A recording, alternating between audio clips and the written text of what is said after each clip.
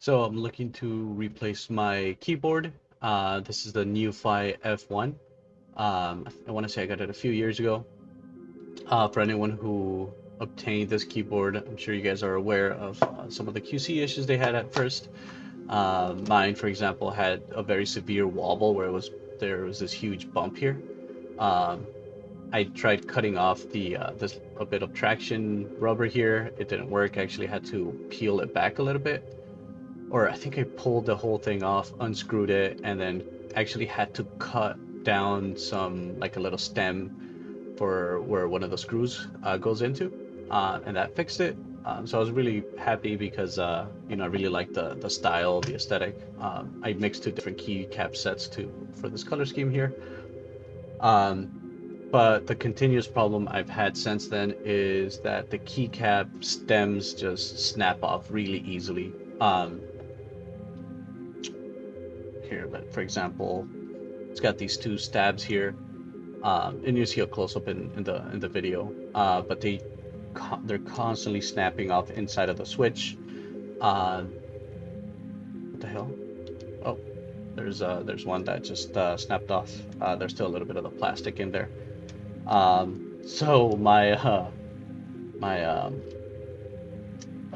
workaround for that has just been to add a little bit of super glue just to the center, just a little dab, and then pressing the key cap back on there, and that's been working. I mean, it's kind of frustrating because it was, I would have expected more robust keycaps, and like for example, this number 8, the keycaps broke.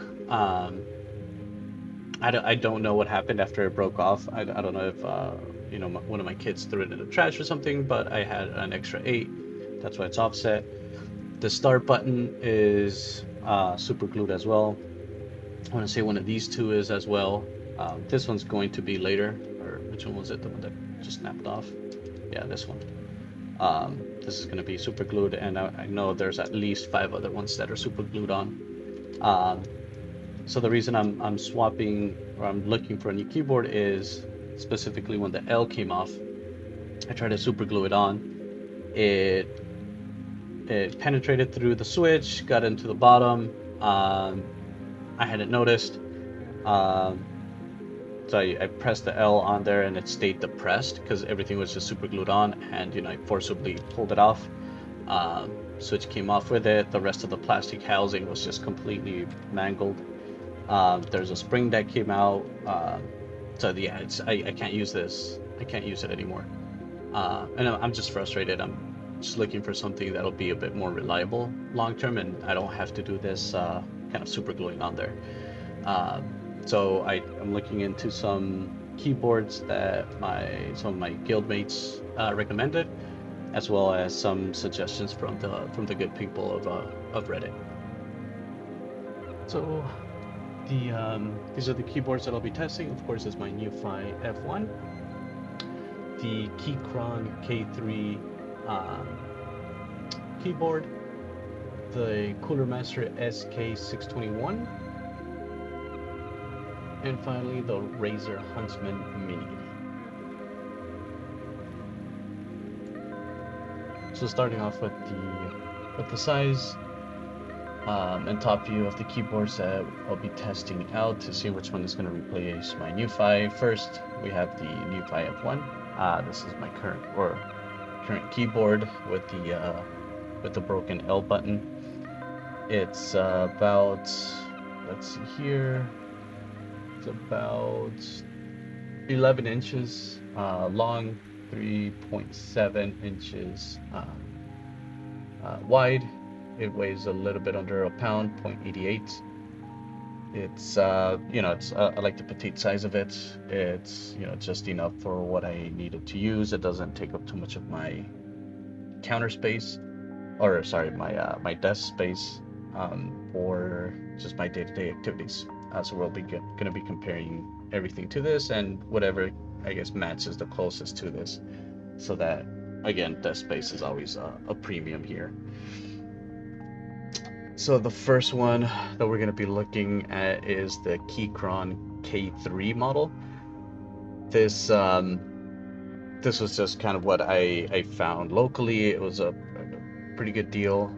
Um, Unfortunately, it's the place that I got it from mislabeled it as having red switches. So during the typing test, the sound is going to be definitely different.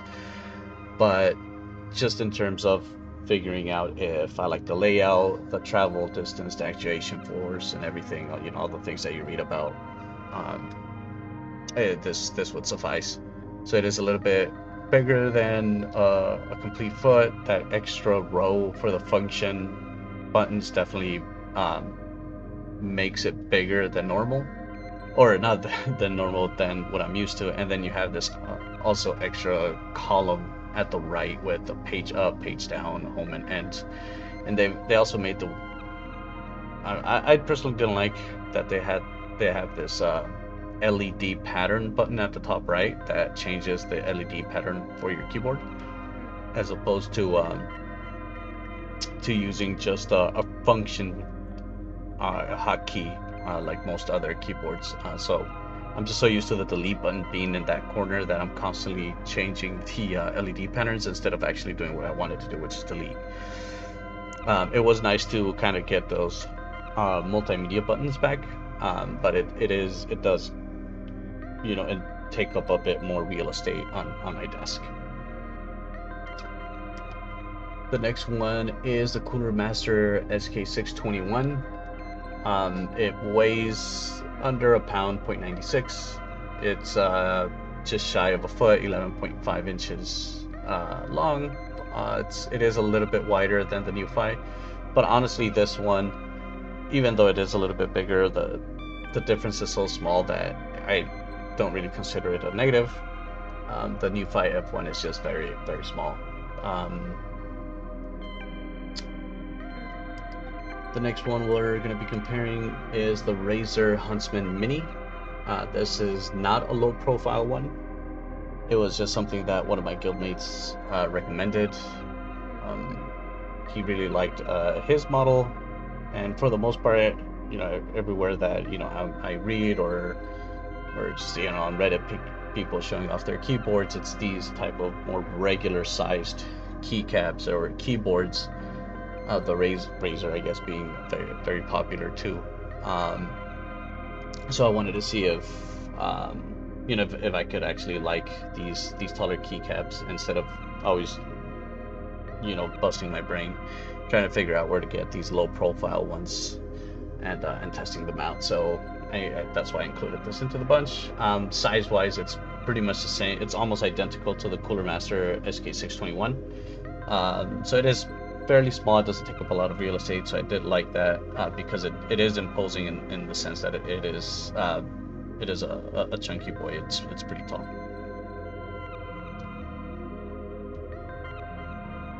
Now here in the next, we just have a table just detailing the specs in case I missed something. Specifically the weight, the length and width, the height at the edge that's furthest from you, as well as the edge that's closest to you, and how I rank them. We have, you know, A for the Nuphy. Again, I like the, you know, whatever's you're familiar with, right? I gave B's to the other two, Razer and Cooler Master, and Keychron I gave a C, just ranking. Honestly, I think a different model that might not have the function buttons might be the one that I would have to get. Just kind of hunt around for a good deal for that. Let's see, traction-wise, they're all very stable. I would say that the Nuphy and the Keychron have better traction.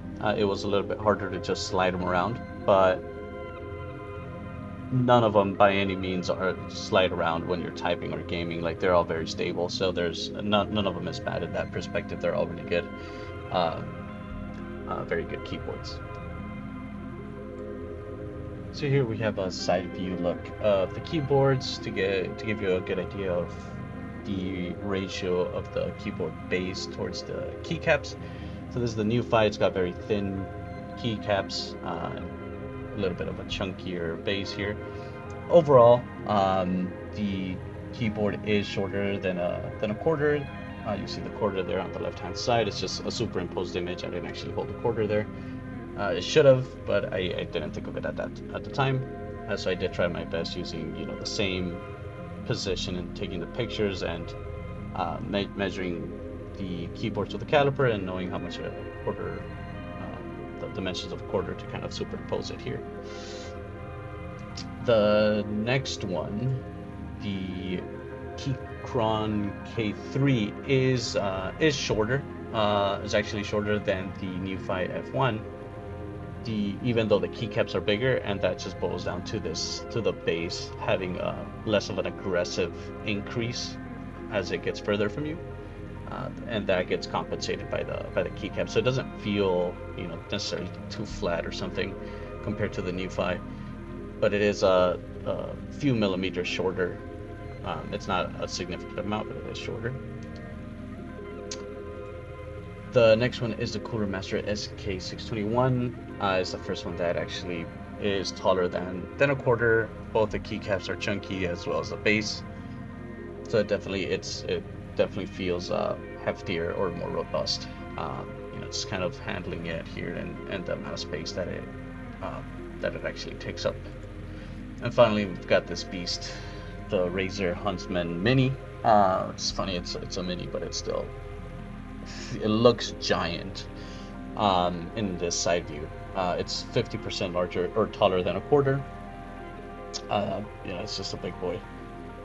That's really all there is to say about it. It does make it is noticeable, I guess, because of the way that I have my desk set up, that I do have to lift my arms a bit more to be able to rest my hands a bit more comfortably on it.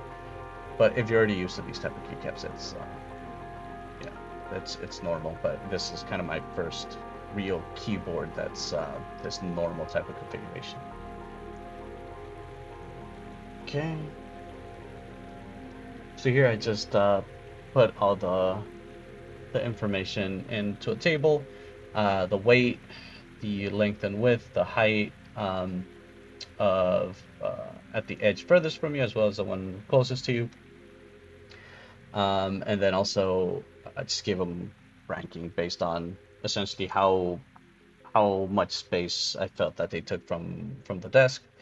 The Nuphy, of course, being the smallest one and the lightest one, got an A rating. The Cooler Master and the Razer, even though they're definitely on the heavier side compared to the Nuphy, both got Bs, mostly for the footprint. They didn't take up a lot of surface area. The Razer did take up a bit more volume, but it's that didn't really, I guess, take away from the space that was available on the desk. And finally, the Keychron, just give it an arbitrary C.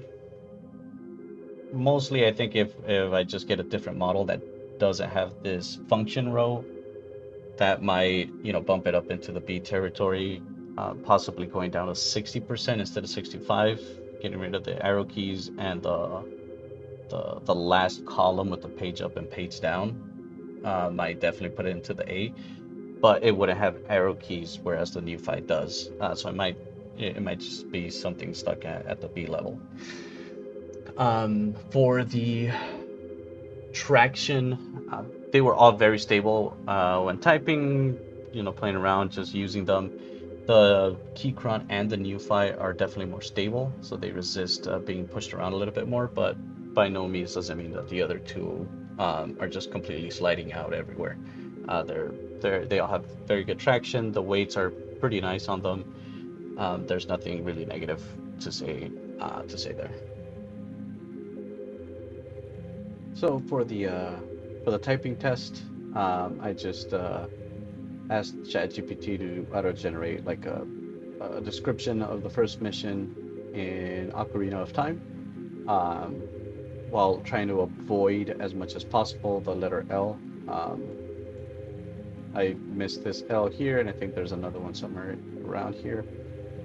Again, because the Nuphy's L button doesn't work, I wanted to be able to test the Nuphy as well and compare it to the other keyboards.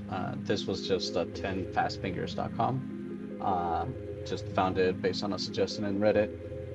that allowed you to, well, that allows you to practice your own text, sorry.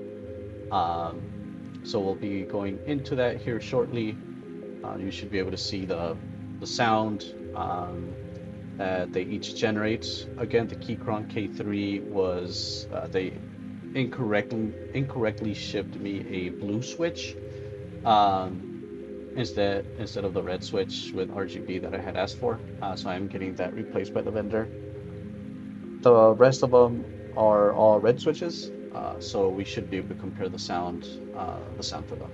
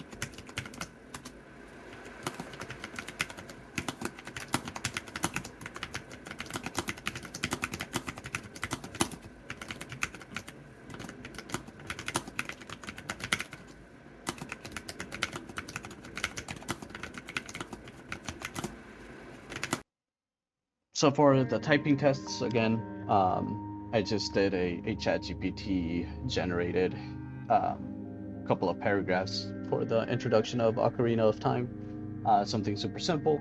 Um, and the worst performing one that I had the experience with was the Cooler Master SK621. It was the only one that I wasn't able to break 90% accuracy. I was stuck at 80% as my best, even after kind of warming up to the keyboard, doing 8 practice runs.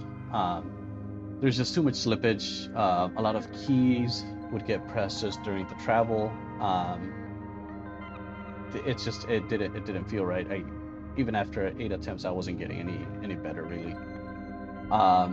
So much to the and you know I ended up having to force these more exaggerated movements to try and avoid some of the misfiring.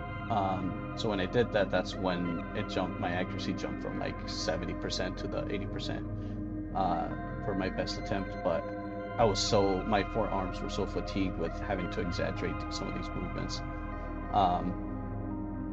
So yeah, it was just overall an unpleasant experience. The Razer Huntsman had really good results. It felt really good to type on. The only thing is that the height of the board did tire me out a little bit. My forearms definitely started feeling a burn. This best performing one was after only 3 attempts. So it was pretty good.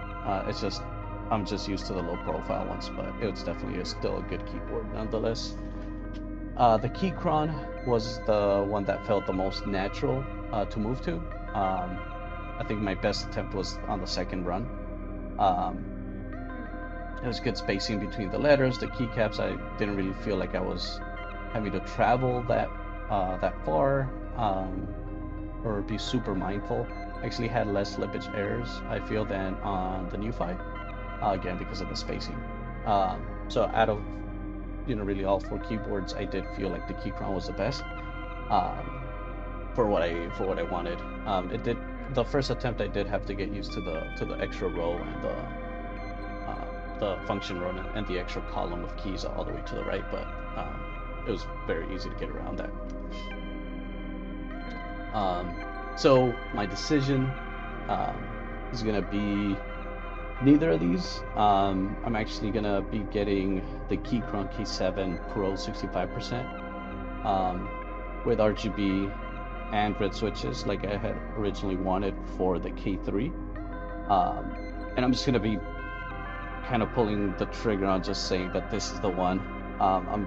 From what I've read, it's the same type of like layout and spacing as the K3. So I'm hoping that this is gonna give me that same pleasant experience I had with the K3, sorry. Then at some point down the road, I will probably try to get some red switches, just off of I don't know, Amazon or AliExpress, to try and repair the Nuphy. If I can do that, I might actually get the Keychron K9 Pro, which is the 60%. And sorry, the image up on screen right now, the bottom one is the K9. It's mislabeled as K7. And get that one. I don't know if I'll be able to get used to not having the arrow keys, but if I am able to, especially since I just yeah, if I am able to get used to it, then I'll just keep the Nuphy just up on my pegboard for when I need to use the arrow buttons, or if, you know, whatever happens, I have a backup keyboard. Yeah, so that was my quick decision there. It was just to use the Keychron is definitely the way to go. I'll either be getting I'm gonna be ordering the K7 Pro and playing with that and see if I like it. But yeah, I think that's my final offer.